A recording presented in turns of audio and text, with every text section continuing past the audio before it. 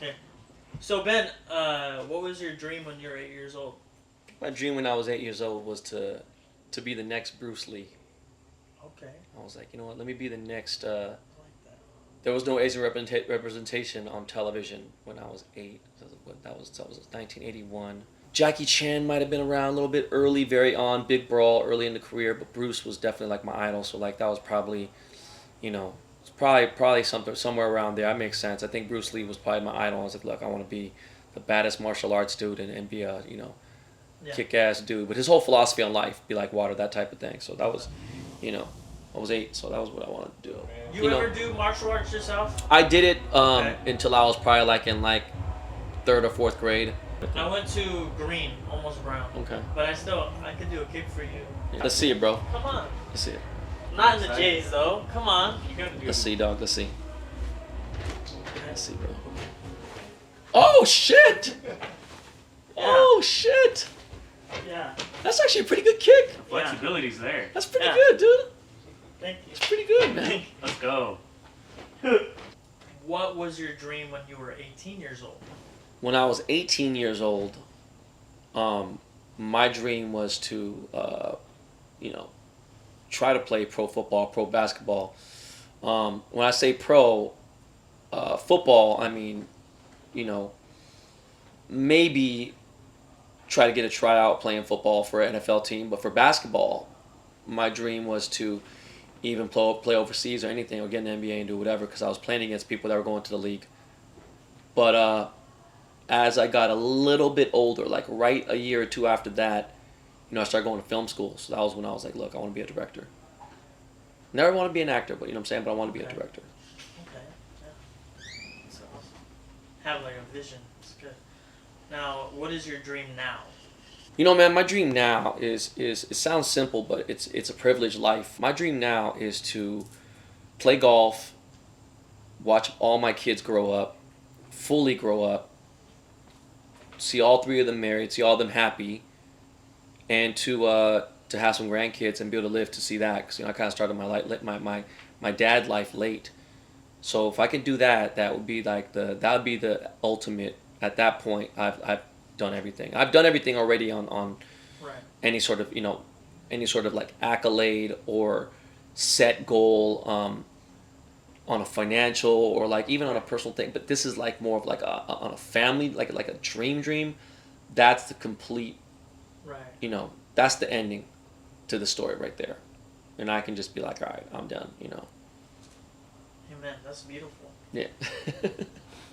What was your favorite thing that you've done, like career-wise? Career-wise, I feel like even the highest of highs in jewelry, being on a stage with the biggest artists in the world, being recognized, I still don't think it touches the genesis of me being in the business, DJing at a party where like, Tupac and these guys were working with Dre and things like that. Those are probably some of my proudest moments, probably in the music business.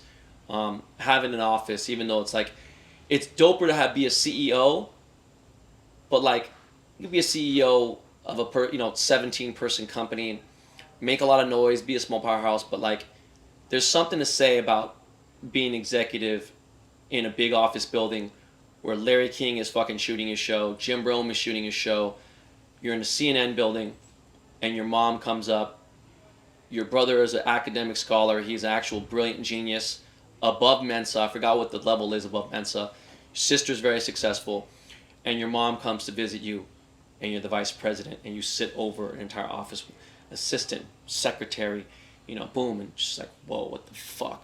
Wow. And you're like overseeing shit from Jay-Z, Master P, Ice Cube, the Dog Pound, all these crazy things going on, then going over to Dre. I think those were some of my golden era times. Yeah. But,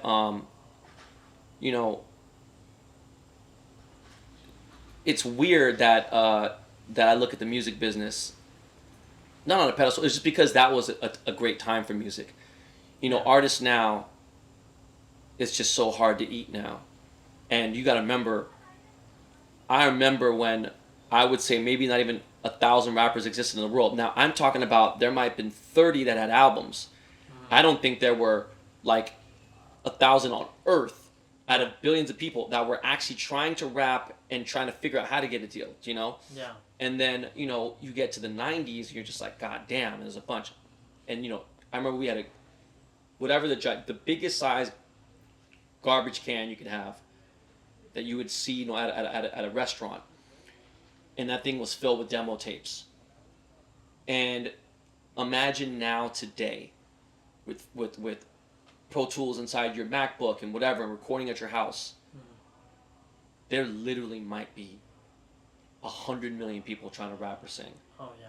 So it's just a fucking crazy time, you know. So I think that time was a golden era. That was maybe some of my coolest shit that I did.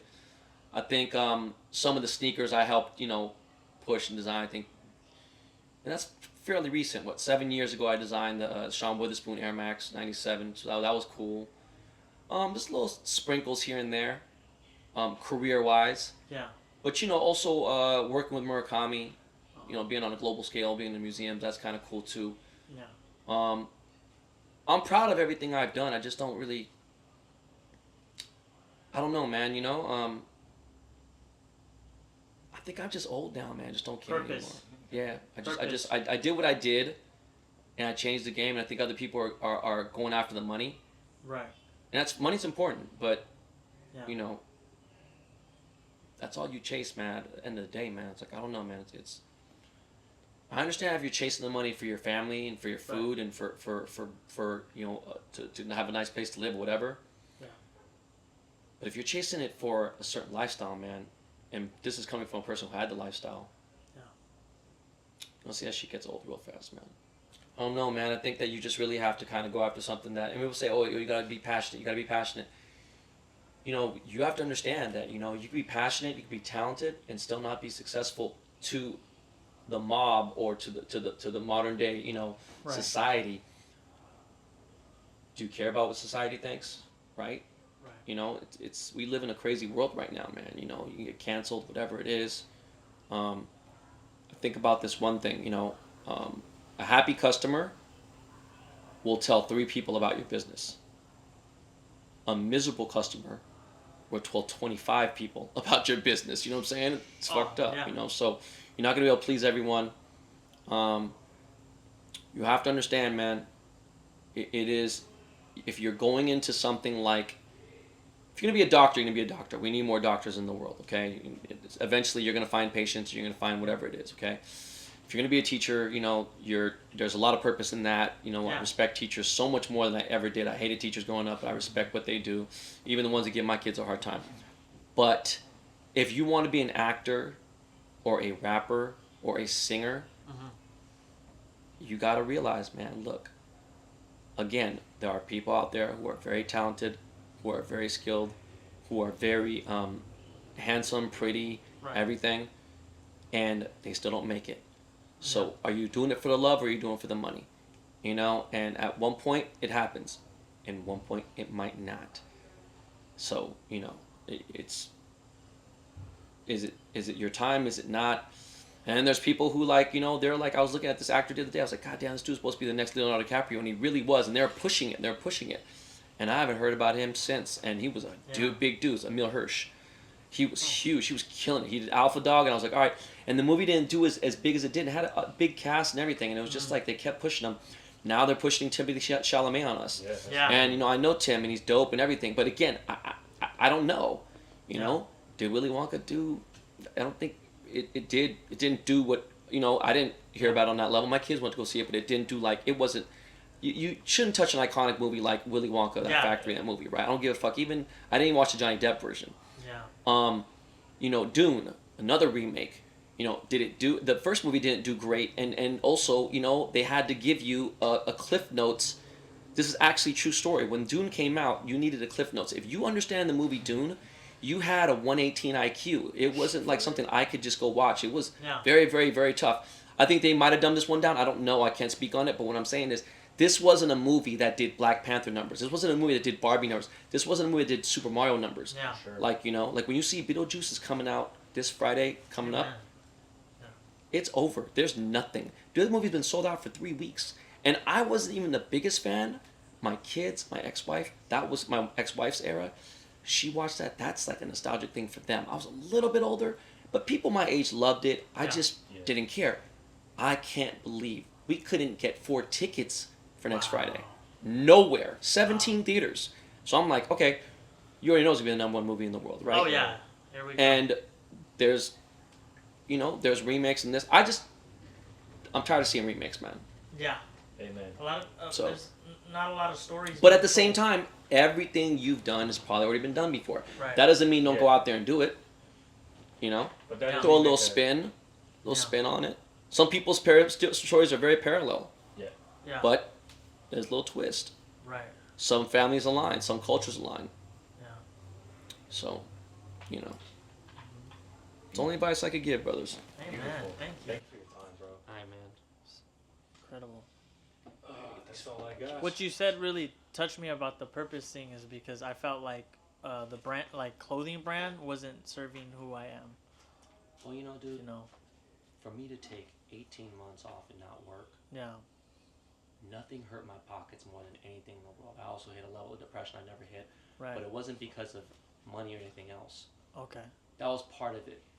But then when I came back, I'm like, look, either it is going to happen or it's not. But I found something that was fulfilling my time and everything else, and that's Right. what the passion is. So if the money comes in golf and it doesn't, if it does or it doesn't, I could go back to doing I have vocational skills to do other things. Yeah. But for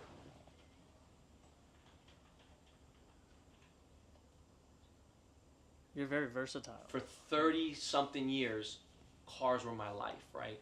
Mm-hmm. Almost 40 years, cars were my life. In the last year and a half or so, I don't think I even posted a car, right? I just don't give a fuck. I had 8 cars 2 years ago, and it really was a big part of my life. And it was me. Right. It just didn't. Even Tyler was like, "Yo, bro, let's go." He's like, "Let's go hang out." And I was like, "Yeah." And anything, I think I probably want to hang out with him more just to see him. And he would just want to hang out to see the cars. And he's kept all his cars, and I'm happy for him. But again, we're at fucking plateaus away from each other in where we are in life, Yeah. And you just go through your stages, Some people, and again, some people are older than me, and they're like, "Yo, man, I still love Ferraris, still love Lamborghinis." I don't say I don't love them. I just don't serve a purpose for me, man. Yeah. All right, brother. God bless, man. Thank you, bro. Appreciate it, man. Sure, I'm be easy, dog. All right, brother. That was straight kick. That wasn't like a bent, it was straight. Evolve, chase your dreams, figure out what you want to do. You have nothing but time.